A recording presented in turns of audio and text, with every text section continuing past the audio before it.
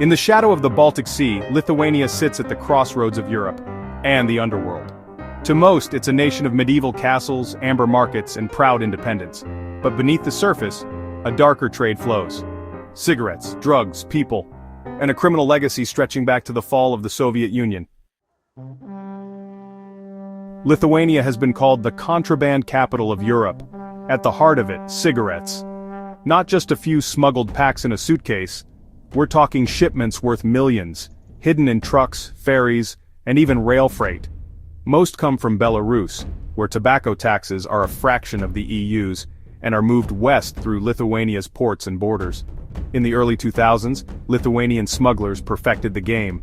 They built tight, disciplined crews, fast boats for short runs, corrupt customs officers for land crossings, and shell companies to hide the cash. One operation in 2016 alone netted law enforcement over 16 million cigarettes in a single raid. But for every bust, dozens of shipments slipped through. The cigarette racket was only the beginning. As the EU's eastern border tightened, Lithuanian crime groups adapted, moving into higher stakes, higher profit rackets, cocaine and hashish from the Netherlands and Spain, methamphetamine from Poland, and heroin from Central Asia, moved along old Soviet-era smuggling routes. The same networks also became key players in human trafficking, moving women into Western Europe's sex trade, and exploiting migrants desperate for passage. Lithuania's criminal world doesn't work in isolation.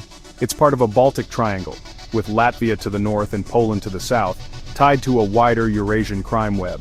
In border towns like Salsininkai, Lithuanian gangs partner with Belarusian suppliers, Russian transport crews, and Ukrainian money launderers.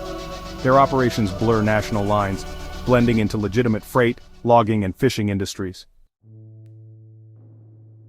To understand Lithuania's modern mafia, you have to go back to the chaotic years after the USSR collapsed. The Soviet Vori v Zakoni, thieves-in-law, didn't just vanish when the borders opened.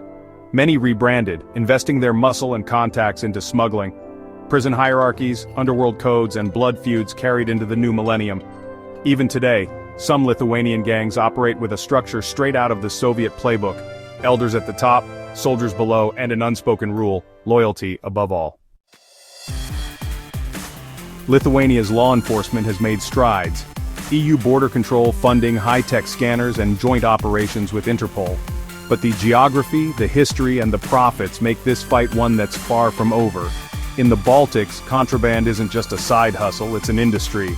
And the men who run it, they are the true contraband kings of the north. In Lithuania's underworld, nothing stays on shore for long.